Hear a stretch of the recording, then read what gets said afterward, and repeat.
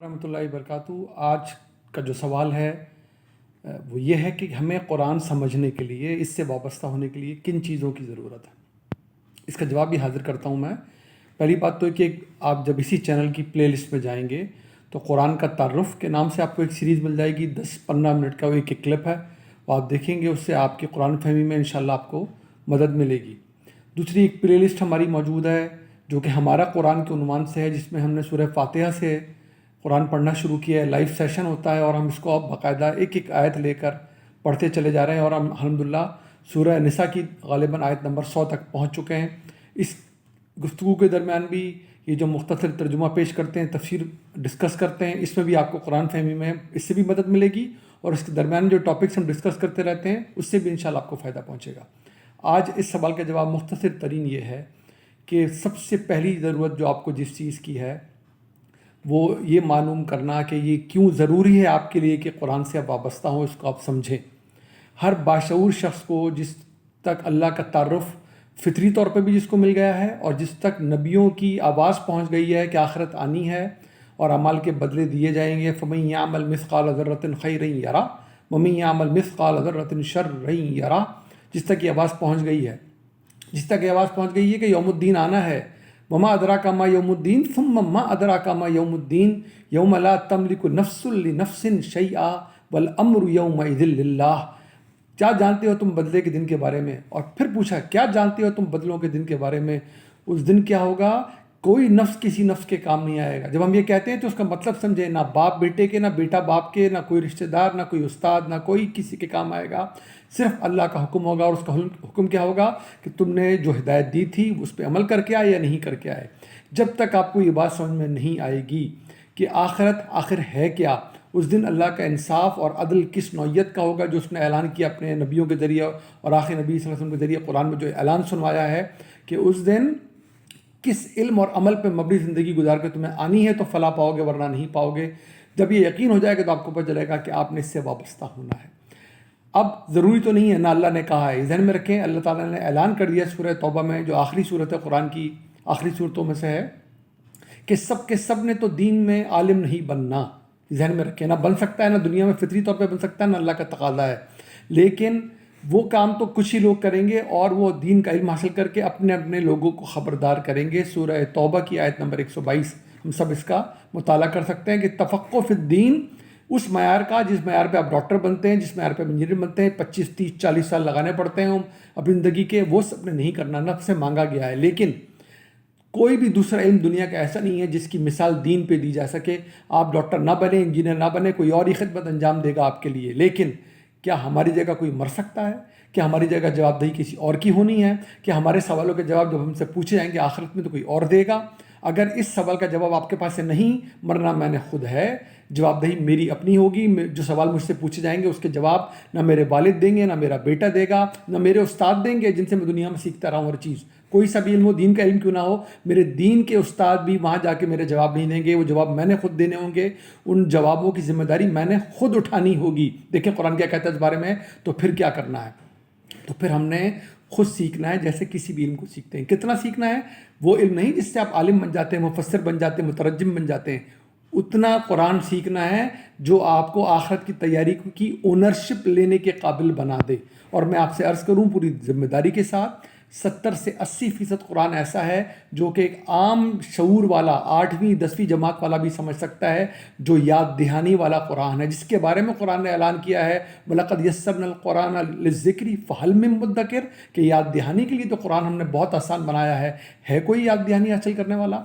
جو باقی اس کے علمی پہلو ہیں، جو علمی جہتیں ہیں، جو اس میں فقہ بیان کیا گیا ہے، ظاہر ہے کہ وہ جیسے دوسرے شعبوں میں کام کرنا پڑتا ہے، محنت کرنی پڑتی ہے، سیکھنا پڑتا ہے، عمل سے گزرنا پڑتا ہے، اس میں بھی گزرنا پڑے گا، لیکن وہ قرآن کا بہت محدود حصہ ہے۔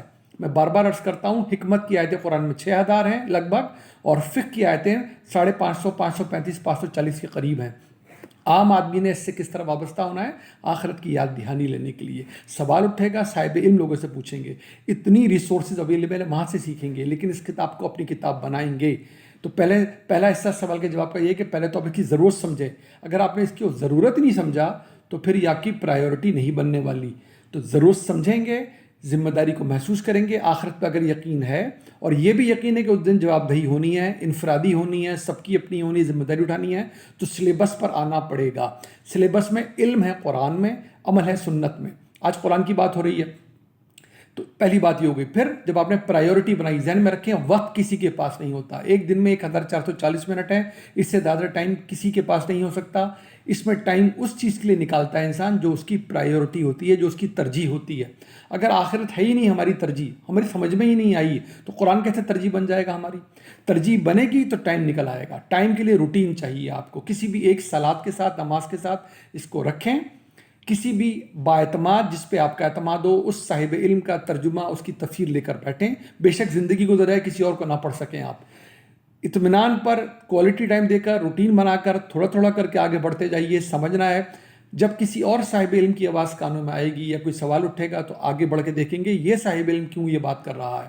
کیوں یہ کرنا ہے آپ نے؟ کہ کوئی بھی مترجم، کوئی بھی مفسر نہ نبی ہے نہ اللہ ہے، یہ ہم سب جانتے ہیں اچھی طرح. قرآن کے ترجمے اور تفاسیر اگر نبی صلی اللہ علیہ وسلم خود کر گئے ہوتے تو پر بات ہی کچھ نہیں رہ جاتی.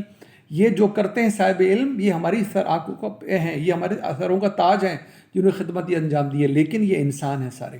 لہذا کیونکہ جب آپ قرآن سے وابستہ ہو جائیں گے تو آپ کی خود کیپیسٹی بلڈنگ ہو جائے گی. جب کوئی دلیل پیش کی جائے گی تو آپ قرآن خود گواہی دے گا، اور گواہی آپ کی سمجھ میں بھی آیا کرے گی. تو جب آپ کے کان میں آواز آ جائے کہ کوئی صاحب علم اس بات کا مطلب یہ بھی بیان کر رہا ہے، اور وہ قرآن کی بہت کم جگہ ہوتی ہیں، 70 سے 80% میں تو کوئی یہ ہوتا ہی نہیں ہے کہ ترجمے میں کوئی آگے پیچھے معاملہ ہو جائے، تفسیر کچھ کی کچھ ہو جائے. ان مواقع پہ ہوتا ہے جہاں پر صحیح معنوں میں صاحب علم تحقیق کرتے ہیں، گفتگو کرتے ہیں، بات آگے بڑھاتے ہیں. وہ کمی جگہ قرآن کی ہوتی ہے، وہاں پر جا کر جس میں شوق و جستجو ہو جائے، کیپیسٹی بلڈنگ ہو جائے، وہ ان معاملات کو بھی دیکھے. 70 سے 80% قرآن جو اس دنیا میں ہماری فلاح کا باعث ہے، جو آخرت میں ہماری کامیابی کا جس پہ دار و مدار ہے، ہماری اولاد کا، ہماری نسلوں کا، اس سے وابستی اختیار کرنی ہے. پہلی بات، اس کی ضرورت کو پہلے سمجھیں گے تو یہ کام ہوگا. آخرت پہ یہ مکمل یقین، صحیح یقین آئے گا تو یہ کام ہوگا. ترجیح بنے گی، روٹین بنے گا تو یہ کام ہوگا. اور آگے بڑھنے کے لیے آپ نے جب اٹھا لیا کہ میں ذمہ داری کی میں نے سیکھنا ہے، تو پھر ہم نے تعصب کا شکار نہیں ہونا کہ فلاں مسلک، فلاں فرقہ، فلاں صاحب علم. باعتماد سے شروع کر لیں، آگے بڑھتے چلے جائیں. جب کوئی اہم بات، اہم صاحب علم ایسی بات کرے جس پہ آپ کا توجہ جائے، وہاں پر ضرور آپ نے چیک کرنا ہے اور صحیح بات کی طرف آگے بڑھنا ہے. اخلاص اللہ کے ساتھ رکھنا ہے. آپ نے رکنا نہیں ہے کہ میں نے تو فلاں کی بات سن لی، اب میں کسی اور کی بات سننے کو تیار نہیں ہوں، اب میں کچھ اور نہیں سیکھوں گا، بھلے کتنی ہی صحیح بات کیوں نہیں کی جائے. جو یہ کرے گا، جو تیسرا پوائنٹ ہے، اس میں غلطی کھائے گا.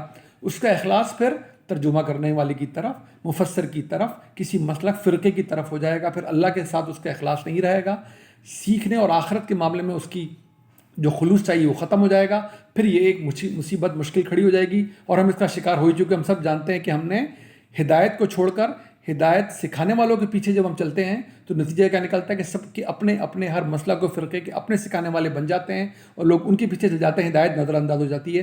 تو محور اور مرکز توجہ کا قرآن رہے، اخلاص صرف اور صرف اللہ کے ساتھ رہے، پوری عزت تقریب رہے ان کی جو سکھاتے ہیں، لیکن آپ نے ذمہ داری خود اٹھانی ہے، آگے بڑھنا ہے. پھر ریپیٹ کر دیتے ہیں آخر میں. نمبر 1، پہلے تو آپ کو یقین کرنا ہوگا آخرت کس چیز کا نام ہے، وہاں کیا ہونے والا ہے. اس علم کو ٹھیک کریں، قرآن کے ذریعے ہی ٹھیک کریں. 2، اس کو ترجیح بنائیں، روٹین بنائیں. 3، ہر تعصب سے بالا تر ہو کر کسی بھی صاحب اعتماد کے ترجمہ تفسیر سے شروعات لیں اور آگے سے آگے اپنے شوق کو جاری رکھیں. میں نے جو خدمت چھوٹی موٹی میں کرتا ہوں وہ بھی حاضر ہے چینل میں، پلے لسٹ میں جا کے وہ ملاحظہ کر سکتے ہیں. دعا میں یاد رکھیے. السلام علیکم ورحمۃ اللہ وبرکاتہ.